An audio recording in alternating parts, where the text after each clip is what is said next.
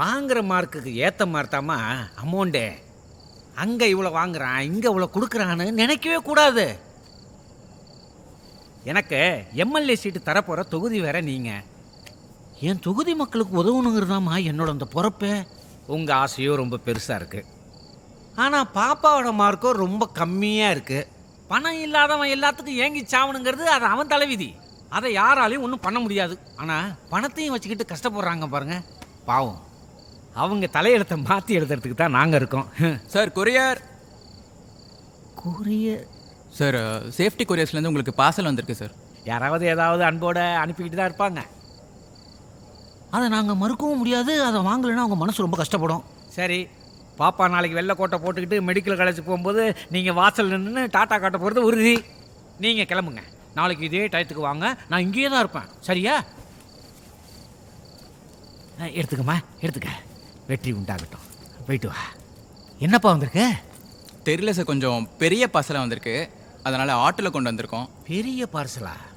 என்னவா இருக்கும்?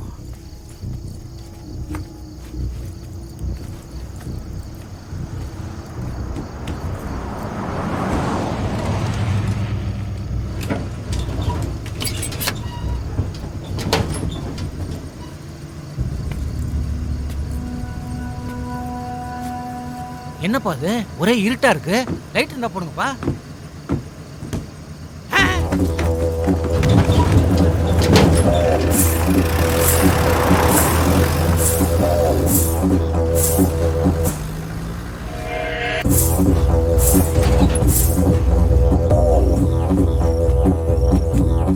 ஏண்டா திருமூர்த்தி நாதாரி, என்னை எதுக்க பார்த்தாலே மூத்திரச்சந்தில ஓடி போய் ஒளிர பயணி இப்ப எதிர்கட்சியில சேர்ந்துக்கிட்டு என் வீட்டு பக்கத்துல மேடையை போட்டு ஸ்கூல் பசங்க படிச்சு மடப்பாடம் பண்றதுக்கு இவனோ எழுதி வச்ச செயல பாட்டா மாத்தி என் குடும்பத்து மேலேயே இட்டு கட்டி பாடுவா நீ.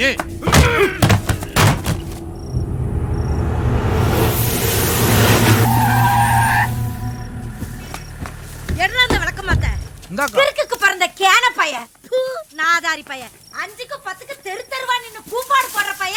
என்ன பத்தி பேசியா? மைக்க கையில குடுத்தா பெரிய மைண்ட் நினைப்பாடா உனக்கு? நான் உன்னை கரெக்ட் பண்ண பார்த்தேனா எவ்வளவு தைரியமா மைக்க பிடிச்சு சொல்லிருப்பேன்.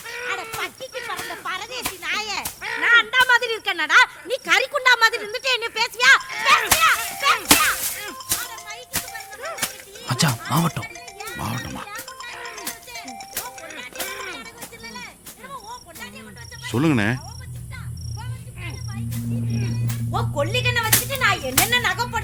சரிங்கண்ணே, நான் போயிட்டு வந்துடுறேன். நீ போயிட்டு காலைல வா. இவனை கோவல் பார்த்துப்பான். கிளம்புப்பா. சரிண்ணா.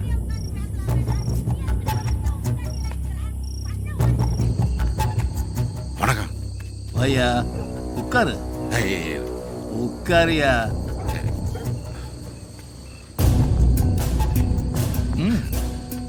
கிளாஸ் எடு, கிளாஸ் எடு.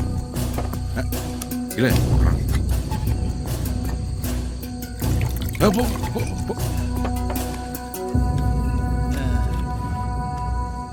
என்னையா உன் வீட்டு பக்கத்திலே மேடைய போட்டு உன் மூஞ்சியிலே வாந்தி எடுத்துட்டு போயிருக்கான் அந்த தெருமூர்த்தி பய.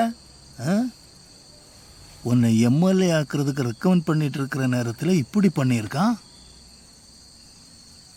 மக்களை பற்றியெல்லாம் கவலை இல்லையா? பூரா பயல்களும் மழுமட்டை ஆயிட்டானு. அடிச்சா கூட பரவாயில்ல, அவிச்ச முட்டையும் ரொட்டி துண்டும் கொடுத்தா போதும், எல்லாத்தையும் மறந்துட்டு ஓட்டு போடுவானு. கட்சியில கெட்ட பேர் மட்டும் எடுத்துடக்கூடாது, புரியுதா? சாப்பிடு.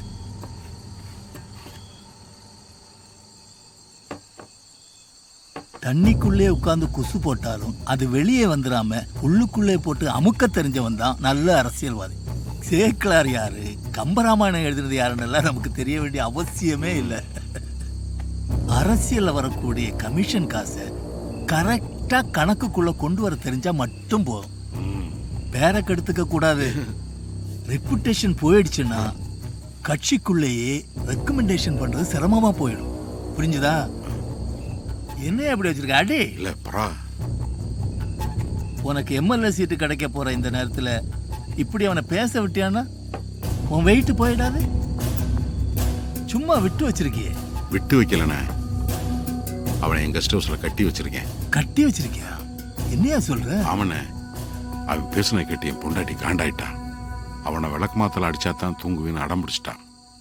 அதான் விளக்கமாறு பிஞ்சு போற வரைக்கும் அடிச்சுட்டு விடிஞ்ச உடனே விரட்டி விடலாம்னு அவனை கட்டி வச்சிருக்கேன். அந்த வாய்க்கு பிறந்தவ எப்பவுமே அப்படிதான். என்னை பத்தி ஃபேஸ்புக்கு ட்விட்டர்ல எல்லாம் மோசமா எழுததா பயிலுவ சொல்லுவான். ஆமண்ணே, எனக்கு அதை எப்படி பார்க்கணும்னு கூட தெரியாது. அவனை விட்டு வைக்காத, வாயை கிழிச்சு போட்டுரு. கொலை பண்ணி தூக்கி போற அளவுக்கு அவன் ஒருத்தர் இல்லைண்ணே. என்னது ஒர்த் இல்லையா? ஆமண்ணே, அவனுக்கு அவன் கட்சியில சீட்டு கொடுக்க போறான்னு உன்னை எதிர்த்து அவன் தான் நிக்க போறான். தெரியுமா உனக்கு? அவனை யாரும் பார்க்காம தானே தூக்கிட்டு வந்தீங்க? ஆமண்ணே. யாருக்கும் தெரியாதுங்கிற அப்புறம் என்னையா? அவன் வாயை கிழிச்சு தூக்கி தூரப்படையா? பார்த்துக்கலாம்.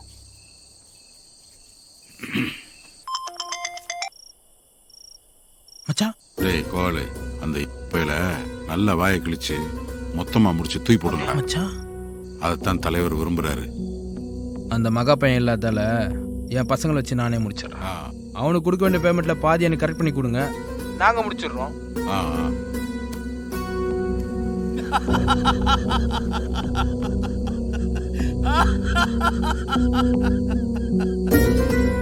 நீ ரொம்ப பேசிட்ட, வாய் வழியா வார்த்தைகளா பேல்ற. வயிற்று கோளாறு மாதிரி எனக்கு மண்டை கோளாறு. வாயை காது வரைக்கும் கிழிச்சிட்டோம்னா வார்த்தைங்க ஈஸியாக வந்து விழும்ல. ஒவ்வொருத்தரும் செஞ்சுட்டு இருந்த வேலையை வச்சு தானே ஜாதிங்கிற ஒன்றே உருவாச்சு. வேலையில் என்ன சின்ன வேலை பெரிய வேலைன்னு, செய்கிற வேலைக்கு நேர்மையாக இருக்கிறோமா இல்லையாங்கிறதுல தானே விஷயமே இருக்கு. எல்லையில் செத்து போகிற போர் வீரனுக்கு ராஜ மரியாதை கொடுக்குற இந்த சமுதாயம், அதே சமுதாயம் போடுற மலை குழிக்குள்ளே சுத்தம் பண்ண இறங்கி செத்து போகிறவங்கள கண்டுக்கிறதே இல்லை. ரெண்டு பேருமே ஒன்று தானே.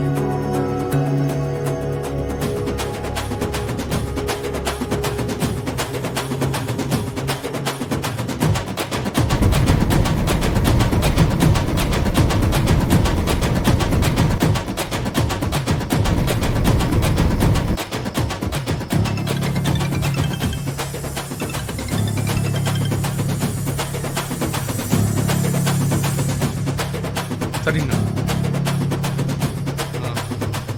சரிங்கண்ணா, சரிங்கண்ணா.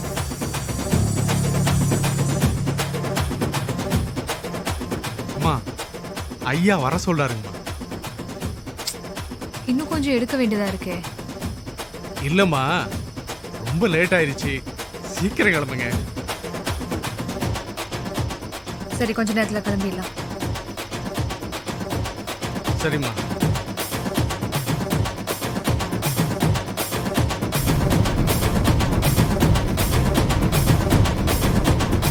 அண்ணா, பாப்பா என்ன ஷூட் பண்ணிட்டு தானே இருக்கு. இல்லைண்ணா, நான் 2 தடவை சொன்னேண்ணா. இப்போ கிளம்பிடலாம், கொஞ்ச நேரத்தில் வந்துடுறேன்றாங்க. ஆனால் வரமாட்டேங்கிறாங்கண்ணா. சரிங்கண்ணா.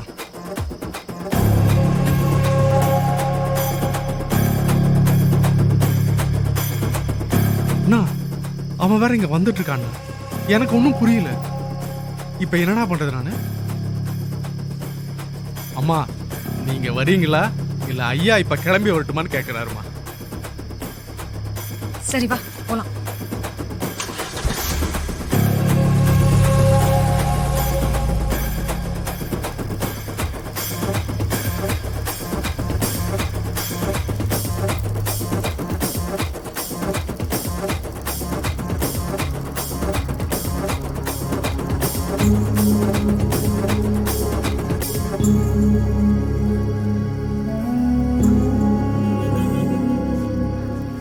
என்ன வாத்தியார், மரத்தையே பார்த்துட்டு இருக்கீங்க?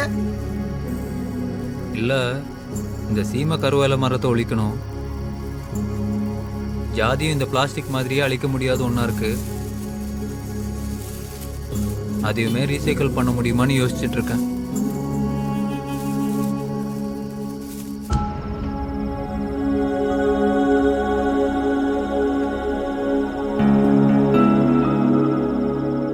என்ன மகா, போன் எடுக்கலையா? காசு வந்துட்டு அப்படியே கிளம்புறதுக்கு எல்லாத்தையும் எடுத்து வச்சிட்டேன் மகா. அவன் என்னடா நான் சொல்லிட்டு வழக்கம் போல இப்படி இழுத்து அடிக்கிறான்.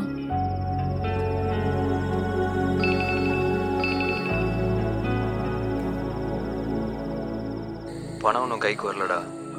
வந்தோன்னு கூப்பிட்டு சொல்கிறேன். பசங்க எதுவும் கோச்சிக்க வேணாம், நீ அவங்கள்ட்ட சொல்லி. அவர் இன்னைக்கு தரேன்னு தான் சொல்லியிருந்தார். எங்கேயோ வெளியே போயிருக்காரு போல, ஃபோன் எடுக்கல. சரிடா. என்னடாச்சு? மகா, இன்னொரு வாட்டி என்ன ஃபோன் அடிச்சு பாரு.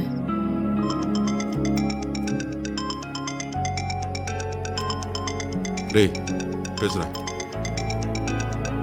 ஹலோ ஹலோ அண்ணா. இல்லை மச்சான் வெளியே போயிருக்காரு. இல்லை கோபால், பசங்க காசு வேணும்னு அவசரப்படுத்துகிறாங்க. நான் அவனே நேரில் வந்துட்டுமா? அவர் இல்லைன்னு நான் தான் சொல்கிறேன்ல, நீ வரேன்ற. நானே வெளியே தான் இருக்கேன். அவர் வந்தவொடனே சொல்லிட்டு நானே கால் பண்ணுறேன்ப்பா. கோபால் என்னவா அவனுக்கு எத்தனை தடவை சொல்லுவாங்க? அதான் பிரச்சனை முடிஞ்சவன கொடுத்துரும் சொல்லியிருக்கோம்ல. கொடுக்காம இங்கே ஓடிடுவா போறோம். சும்மா யாருன்னு பாரு. டே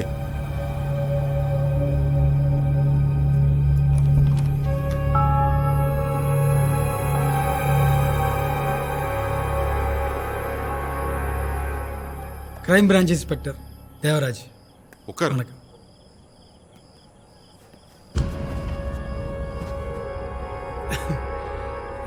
திருமூர்த்தி கேஸ் விஷயமா கொஞ்சம் என்கொயரி பண்ணுங்க. அவனுக்கு ஊருக்குள்ள நிறைய பேர் கூட மோட்டிவ் இருக்கு. பத்தாவதுக்கு மயக்கப்பட்டு திட்டி பல பேர் பகையை சம்பாரிச்சு வச்சிருக்கான். நீங்க என்கொயரி நேரம் என்கிட்ட வந்திருக்கீங்க. ஆமாம் ஆமாம், அவருக்கு 20-30 பேருக்கு மேலே மோட்டிவேஷன் இருக்கு. அதெல்லாம் எங்களுக்கு தெரியும். பாடி கிடச்ச இடத்துக்கிட்ட டவரில் உங்கள் மச்சானோட மொபைல் சிக்னல் க்ளீனாக ரிசீவ் ஆயிருக்கு.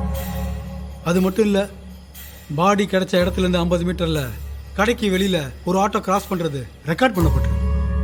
அந்த ஆட்டோ உங்கள் மச்சான் ஃப்ரெண்டு கேரேஜில் கிடச்சது. ஸோ அது சம்மந்தமாக சின்ன என்கொயரி பண்ண வேண்டியது.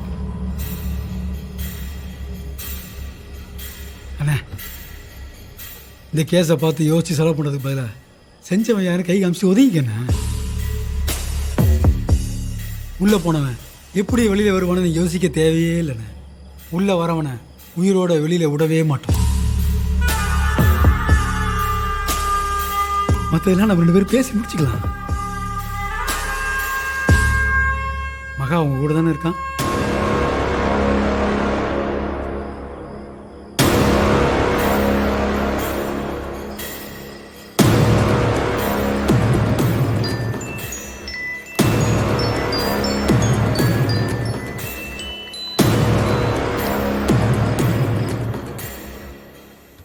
சொல்லுங்க சார். என்னையா ஓ நேரம் மகா கேஸ் சுத்தி முத்தி நம்ம டிபார்ட்மெண்ட்டுக்கே வந்திருக்க. அவனை உயிரோட பிடிச்சி சப்மிட் பண்ண சொல்லி மேலெடுத்து உத்தரவு. அவன் உள்ள போயிட்டான்னு வச்சுக்கவேன், உங்களெல்லாம் போட்டு தள்ளிடுவான். பாத்துக்குங்க. நாராயணா, நல்லா யோசிச்சு சொல்லு.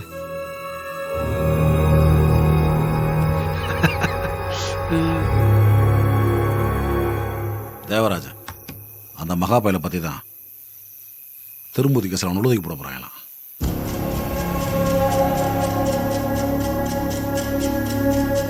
அவனை உள்ளதுக்கு போட்டாங்க. வெளியில் நம்ம நிம்மதியாக இருப்படியா பார்த்துக்க. உள்ளே போனவன் சோத்துட்டு சும்மா படுத்துருப்பானா, இல்லை உள்ளே உட்காந்து ஸ்கெட்சு போட்டு வெளியில் நம்மளை தூக்க ஆள் அனுப்பான்ற பயத்திலேயே பார்க்கறவனை பூரா சந்தேகனுடைய பார்த்து மனசில் நிம்மதியில மலைன்னு பார்த்துக்க. பேசாம இந்த தேவராஜ் கேட்குற காசை கொடுத்துட்டு அந்த மகாபைய சோழியை முடிக்கிறது நல்லது. என்ன சொல்ற?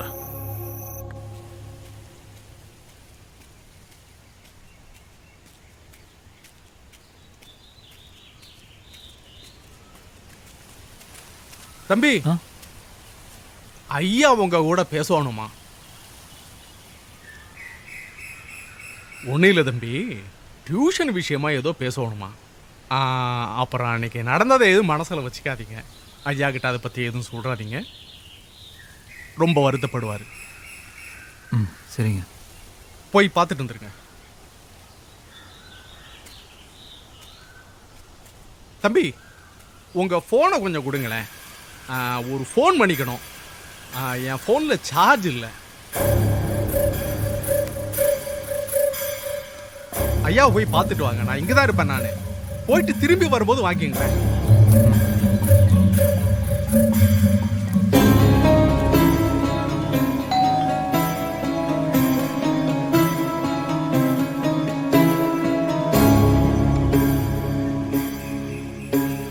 சார் சார்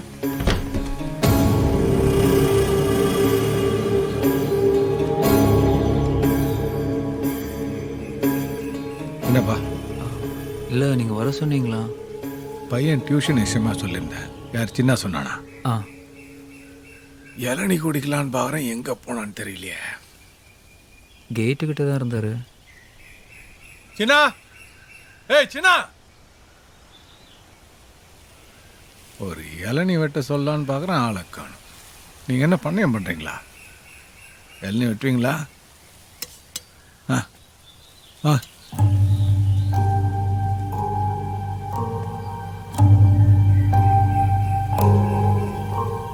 இந்த இதில் இருக்கும் பாருங்க. உடம்பு ரொம்ப சூடாயிடுச்சு. இளநீ குடிக்கலான்னு பார்க்குறேன், இவன் எங்கே போனான்னு தெரியலையே.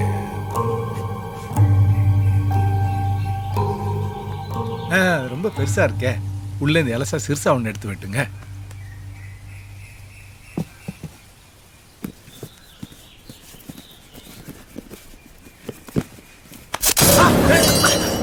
என்னாச்சுப்பா? என்னாச்சு? என்னாச்சுப்பா?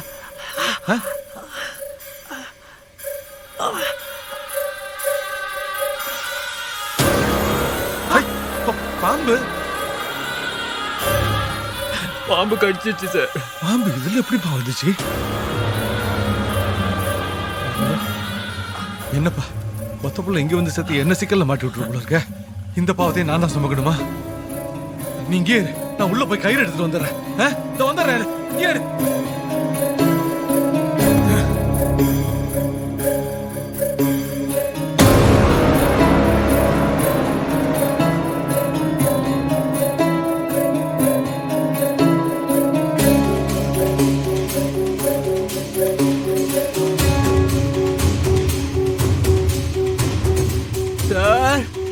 வரப்பாங்க கிடைக்கல.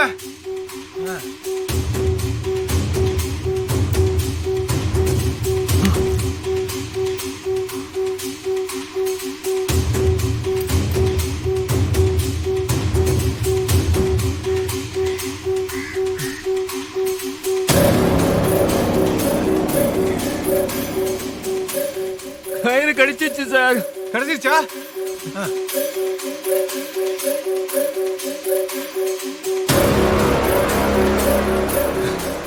கடிச்சிருச்சா? வண்டியில கூட்டிட்டு போய் ஹாஸ்பிட்டல்ல இறக்கி விட்டுறீங்க சார். வண்டி இங்க நான் போய் சாவி எடுத்துட்டு வந்துடுறேன். இதோ வந்துடுறேன்.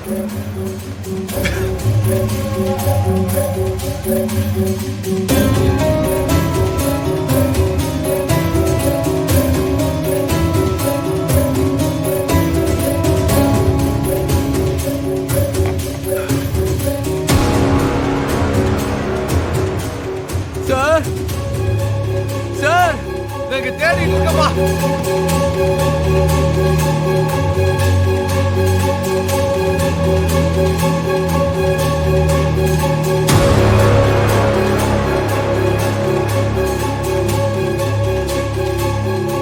சார் சார்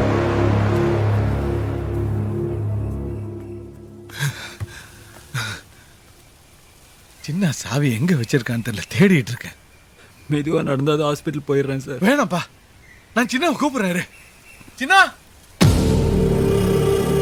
லேட் ஆகுது. பரவாயில்ல சார், நான் கூப்பிடுறேன் சார். இருக்கட்டும் சார். சின்னா நேரம் போகுது சார். இருப்பா நான் கூப்பிடுறேன்ப்பா. சின்னா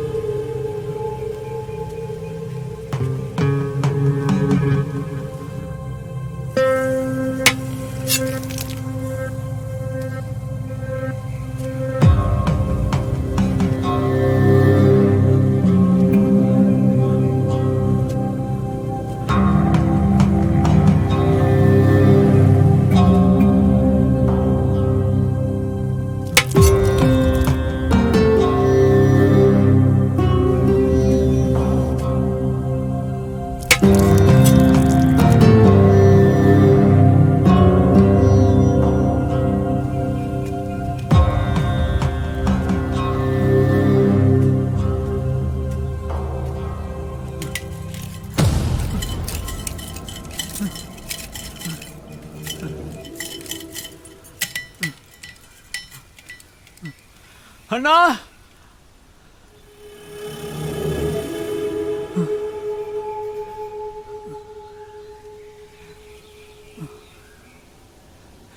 அண்ணா